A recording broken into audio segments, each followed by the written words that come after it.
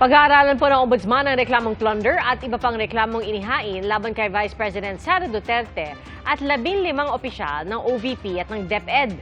Kaugnay po yan sa mali umunong paggamit ng mahigit 600 milyong pisong confidential funds. Saksi si Salima Refran.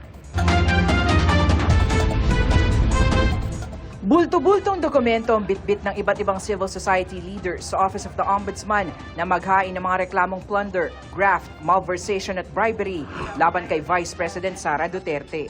Inireklamo rin ang 15 opisyal ng Office of the Vice President at DepEd na minsang pinamunuan ni Duterte. Kaugnay yan ang umano'y maling paggamit sa 612.5 million pesos na halaga ng confidential funds ng OVP at DepEd.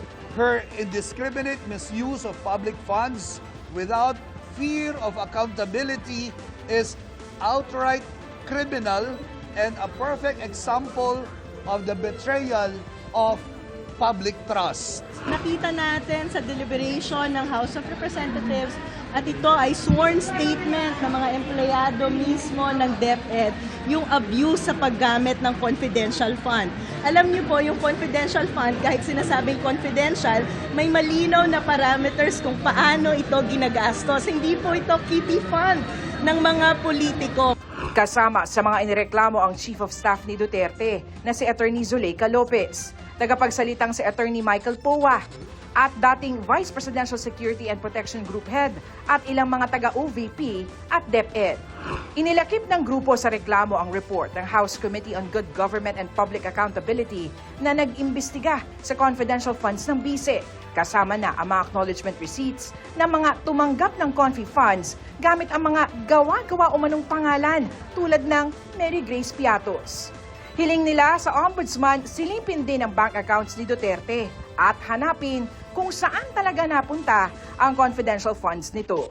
Importante yan kasi dyan mo makikita yung flow of money. Yan ang mag-establish ng kaso ng plunder.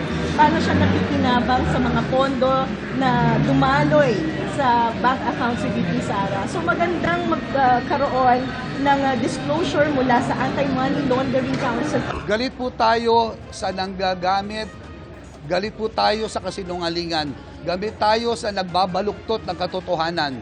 Walang politika dito. Isa sa ilalim ng Ombudsman sa evaluation ng reklamo bago isalang sa fact-finding investigation. Ayon kay Attorney Michael Powa na isa sa mga respondent, hindi pa niya natatanggap ang opisyal na kopya ng reklamo. Pero sabi niya, inaasahan niyang magkakaroon ng impartial at objective na pagsusuri ang Office of the Ombudsman.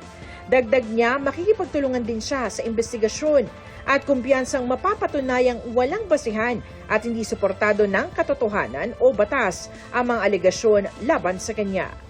Kinukuha pa ng GMA Integrated News ang panig ni Vice President Duterte at iba pang inireklamo. Para sa GMA Integrated News, Salima Refran ang inyong saksi.